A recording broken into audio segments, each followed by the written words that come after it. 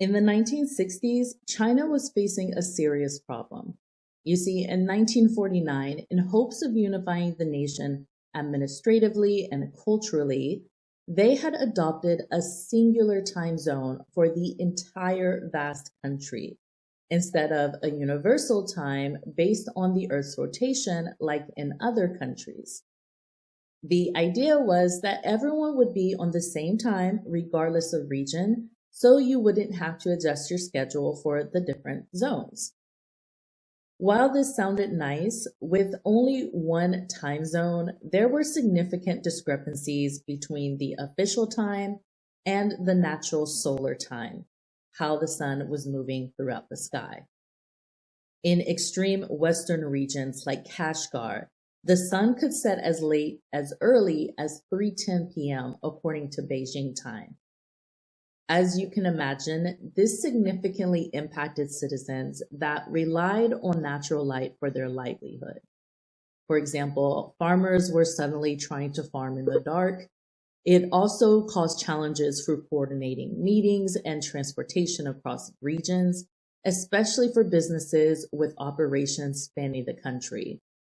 And it could also lead to reduced productivity and quality of life for people living far from the Beijing meridian. I don't know about you, but it feels worse to be sitting at work in the dark, let alone thinking about our body's natural circadian rhythm. Realizing this was a problem that needed to be solved, but not wanting to rely on calculations from other countries, one woman led a team of scientists to improve the precision of China's measurement of universal time, taking it from last in the world in accuracy to the second most accurate universal time measurement in a matter of 5 years. That woman was Chinese astronomer and professor Shuhua.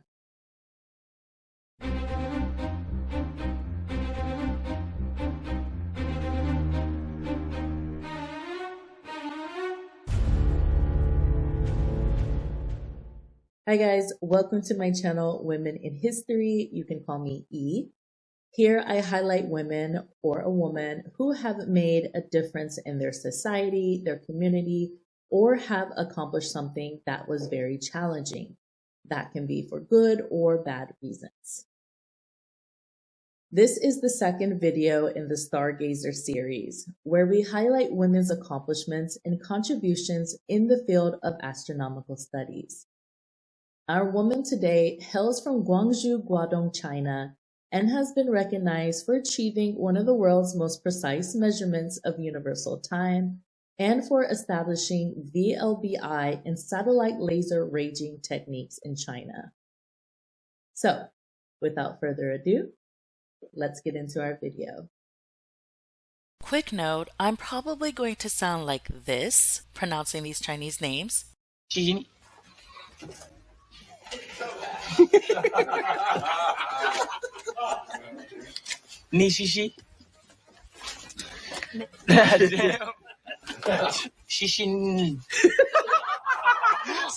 how difficult is that? My English, you even cannot see 3 words. Chinese.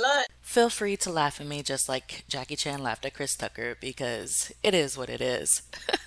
I can laugh at myself.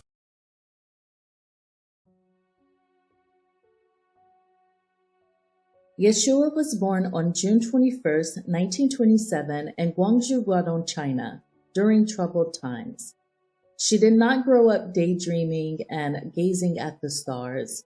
Instead, her early years were lived during the Second Sino-Japanese War between the Republic of China and the Empire of Japan, before it became a part of World War II when Japan joined the Axis powers. The war saw devastating consequences for China, including significant loss of life and infrastructure, which required Shuhua's family to constantly stay on the move. However, when she was 9 years old, they were able to finally settle down in Hong Kong.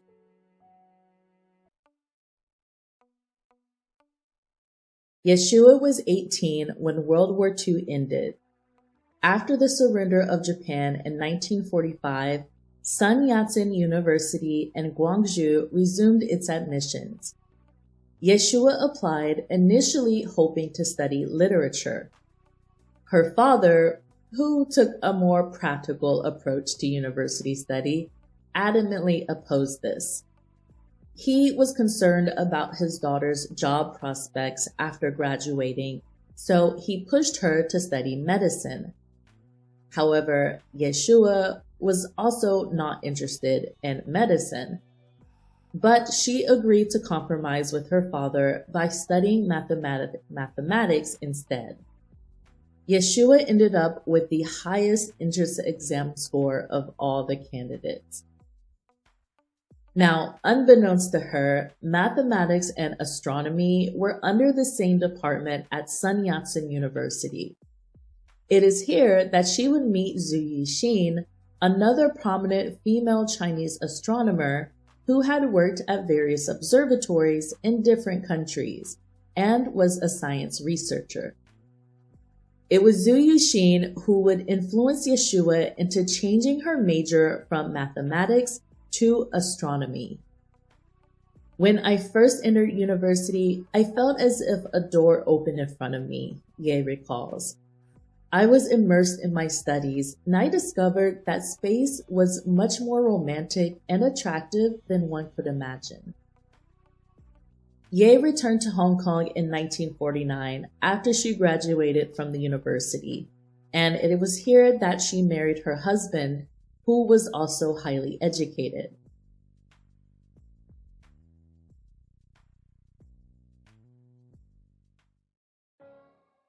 In 1951, Yeshua moved to Shanghai with her husband Shang Jidai, who taught at the mathematics department of Fudan University. Ye found work at the French-built Shuhua Observatory, which later became part of the Purple Mountain Observatory under the Chinese Academy of Sciences in Shanghai.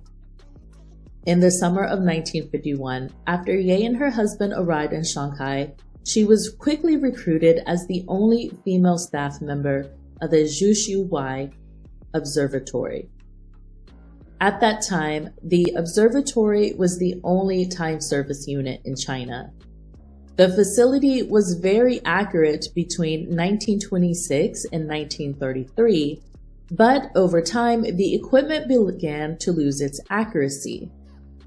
In order to guarantee that the surveying and map work in Western China would receive correct time signals, the Chinese government decided to set up the Universal Time System of China. Since the experienced staff was involved in the establishment of observatories in Beijing and Northwest China's Shanxi province at that time, Ye was designated to take charge of the Universal Time System of China.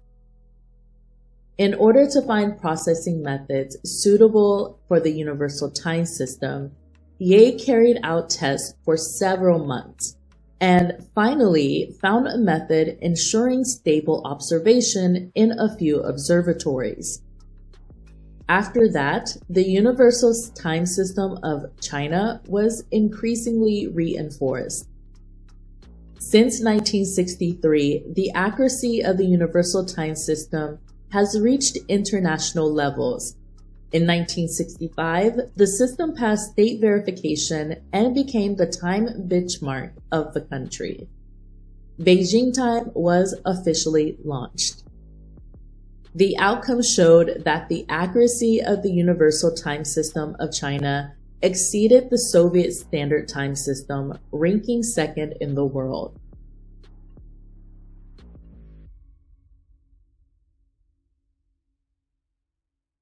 In 1973, Ye suggested developing very long baseline interferometry, VLBI, technology, which could not only be used in time, but also applied in astrophysical research. This technology uses a technique that combines signals from multiple radio telescopes to achieve high-resolution images and precise measurements. At her suggestion, China built a 6-meter radio telescope in 1979, a 25-meter radio telescope in Shanghai in 1987, and a 25-meter radio telescope in Urumqi, Northwest China's Xinjiang Uguay Autonomous Region in 1994. At the beginning of China's lunar exploration project, Ye and the staff of the SHAO suggested using VLBI technology for orbit determination.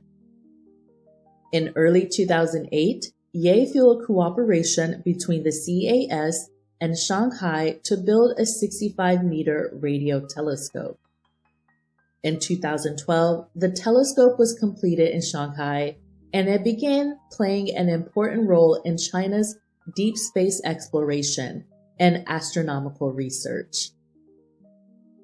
In 2019, it won the Shanghai Science and Technology Progress Award, and its overall performance ranked 3rd in the world.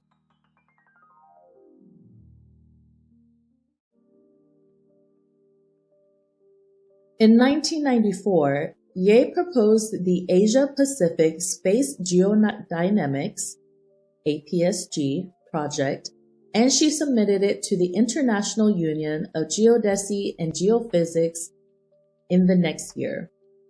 Ye won support from around the world for China's APSG project. It was the first time that China's astronomical circles initiated a large-scale international cooperation project that would be organized by us, Ye added.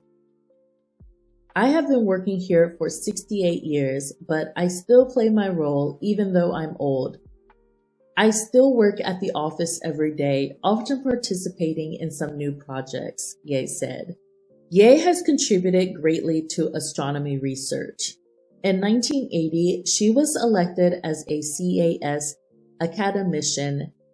From 1981 to 1931, 1993, she served as director of the SHAO. In 1985, she was elected as a foreign member of the Royal Astronomical Society of Britain from 1988 to 1994. She was the first and only female director at the Shanghai Astronomical Observatory and a vice president of the International Astronomical Union, IAU. She was elected for 2 terms, and she's the first Chinese astronomer to take the post. In 1996, she was elected as the president of the cooperative APSG project. On November 28, 1978, the Purple Mountain Observatory of CAS discovered asteroid number 3241, which was named after Yeshua in August of 1994, with the approval of the International Astronomical Union. Please note, this is only a fraction of her accolades. The list was too long for me to include everything. She is that impressive.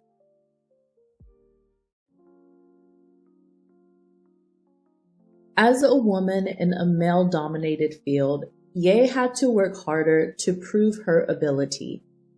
She shared her perspective at a World Laureates Association forum in 2021. If you want to get something, you have to fight for it. You must show your ability.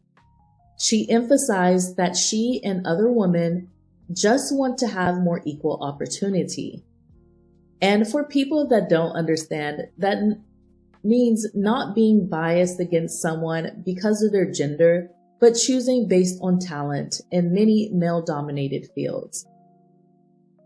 When asked in a 2011 interview for She is an Astronomer, Ye noted, in China, the ratio of female to male students in universities is 40%, and the ratio of females in graduate schools is 25 to 30%.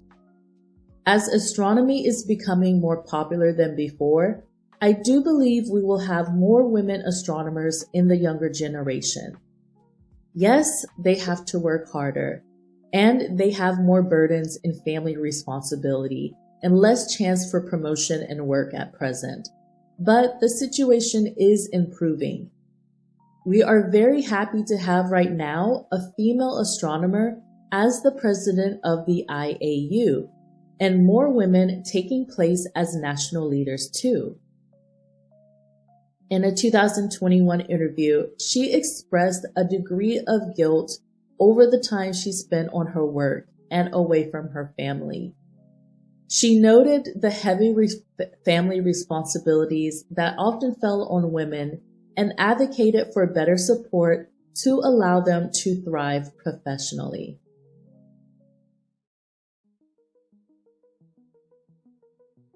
Ye's professional career as an astronomer was driven by a sense of duty to her country, overcoming adversity such as gender discrimination, balancing family and career, and advocating for women.